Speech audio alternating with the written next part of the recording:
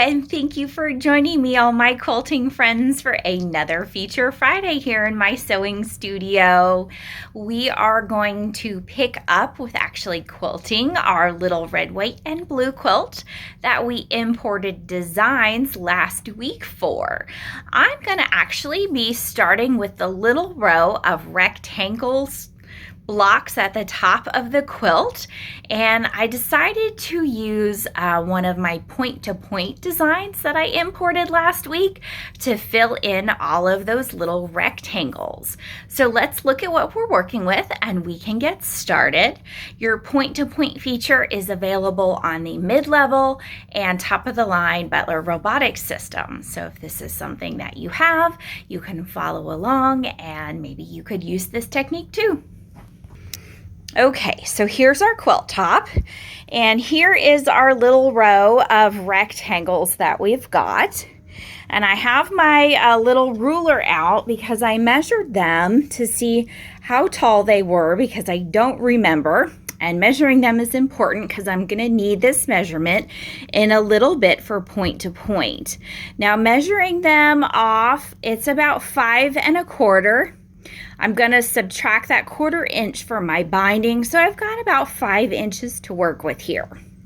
And I divided that in half, so half is 2.5 inches, and I did use a little marking pen and mark the 2.5 point all the way down. You can see it's just a little pink mark all the way down across this row of rectangles so that I knew where my halfway point was, because the point-to-point design I plan on using, usually you guys see me use a point-to-point where I use kind of a bottom and it swoops up into my layout space.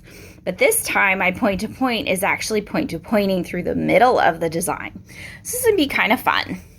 So my middle point is here at 2.5. My block is 5 inches tall. So we're going to remember those measurements. On my display, my big orange box you see here in layout is just my safe area.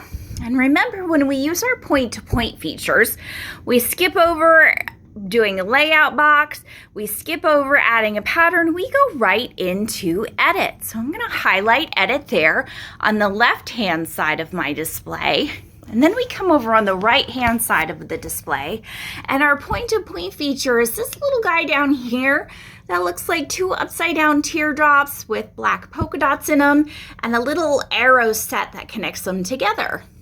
And when we touch on that, of course it turns orange and highlights, and then we get our features across the bottom. So we have our file folder to be able to bring up a pattern, our plus sign to add our points. We have our little chain break in case we want to break chains and do rows of patterns in different places.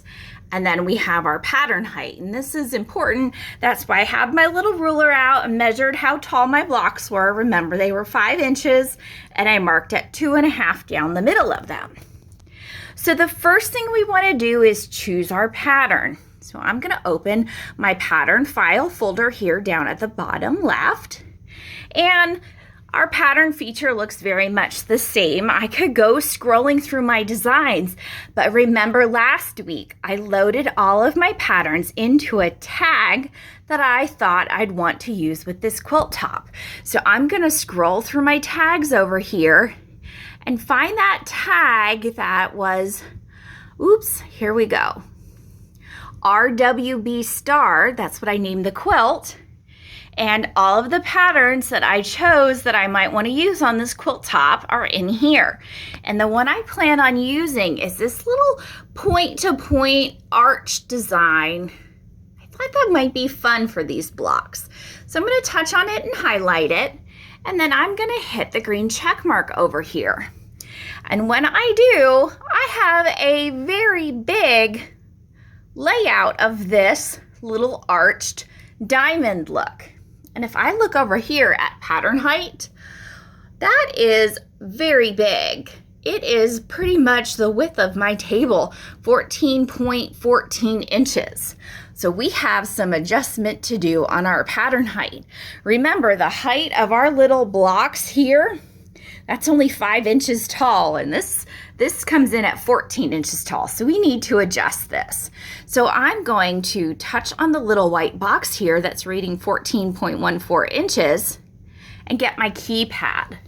Now I want to shrink down my design to fit in my little boxes. So I have 5 inches to work with. I want this design to float a little bit in my boxes. I don't want it to go right up to my binding and right down to this border. I want it to hover a little bit above the border, and I want it to be a little bit below my binding. So I'm actually gonna put this in at 4 inches and give myself a little bit of space. So I'm gonna put a 4 in here and hit my check mark. That way, because the center of this goes through the middle of the design, I'm gonna have a little bit of space at the top and a little bit of space at the bottom when this stitches out. And my start and stop points of the design are gonna be through the middle. You can see I've got my little green circle there and my little red square there. So if I've planned this out correctly, when I look down at my fabric and I mark that little 2.5 point, my halfway point here, my design will start here and it'll kind of swoop up and come about 1/2 inch down here and swoop back down and fill in, and it'll end about 1/2 inch above my border and swoop around and then cut through the middle and end over here. So it should kind of float in the center of my rectangles, if I did everything right. If I didn't, then I've probably got some stitches to pick out. But hopefully I did my calculations correct and thought this through all the way. Mistakes happen in quilting. Hopefully I didn't make one this time. So now that I've got my height listed at 4 inches, and I think I've got this, we're ready to start setting our points. So we set our points with our plus sign here. So I am going to move my machine into place over the first point I want to set. I've come in about 1/4 inch, because I do 1/4 inch bindings, about 1/4 inch on the left side of my quilt. And I've marked that little point there about 2.5 inches up from the bottom of my border and down from the top of my quilt, so I'm at my halfway point. I'm just gonna hover my needle over that little point mark that I made on my fabric, and I'm gonna hit my plus sign. And then it says select the next point in my pattern chain. So I'm gonna slide across my block, and I did mark a little point there. So I'm gonna try and get right on the stitch line in between my focus fabric and my red fabric, and I'm going to mark another point. And when I do that, my design finally shrinks down to that 4-inch height instead of the big 14-inch height, and it moves itself into place where it would be on my quilt top. So it moves into this location. I'm going to go across the quilt top now. I'm going to move to select my next point, which I do have marked there, very teeny tiny. I'm going to hover in between the 2 fabric pieces on the stitching line there and mark my next point. I'm just going to hit my plus sign, and now I get 2. And I'm just going to continue across the quilt top onto the points that I marked, hover on my seam line, and hit my plus sign until I get all the way across my whole quilt top. I'm trying to be very careful doing this one-handed. I do have a little bit better control when I use both hands. But I'm just trying to line up on all those little marks. If you're marking points on your quilt top with a marking tool, whether it's a marking pen, marking chalk, marking pencil, whatever you're using, just make sure you've chosen something that you have used before. You know it's going to come off your quilt top. You're very confident in that because you don't want little marks left on your quilt top once you've kind of finished your project and it's all washed and everything. You don't want little teeny tiny marks. So I'm using something that I'm confident in, that I've used before. So I don't have all these little teeny tiny pink dots on my quilt top when all this is said and done. Okay. So I now have marked all of my locations across my quilt top to fill in all of my little rectangles here. I am happy with that. So the next thing I'm gonna do is hit my home. Now that my home is highlighted, I'm gonna come over here to the right-hand side of my display. I'm gonna hit my needle button. So I'm highlighted and engaged, so I'm gonna stitch. Remember, if we don't highlight, it's just gonna trace over everything. It's not gonna stitch for us. I'm gonna hit my green button to start. And we always verify that our needle's in the up position. And I did turn my needle down to be a little bit closer to the fabric, so I knew I was judging my distance right. So I'm just gonna slide this myself over here so I don't risk my needle kind of catching on any of the fabric, since I know I'm gonna be starting over here. So my needle is not in the fabric, and I'm gonna hit my green check mark.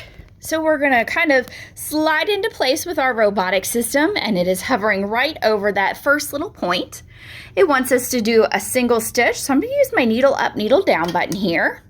I've got my single stitch, so I will hit the check mark on my display, and it wants me to pull up my bobbin thread, so I can just move my machine out of the place a little bit, tug on my top thread here, and that brings my bobbin thread up to the surface so I can get both of those in my hand. I know it looks like I have extra thread. This is just my fabric thread over here. All right, so I've got both my top thread and my bobbin thread, so I can hit my check mark. It's gonna recenter over my starting point for me. And it says cycle your needle to lock your stitches, so I'm going to use that needle up, needle down button. I like to cycle 3 times to lock my stitches. I'll hit my check mark again. And then it says turn the stitching on your long arm, and then your machine will start moving once you press your OK check mark in the center.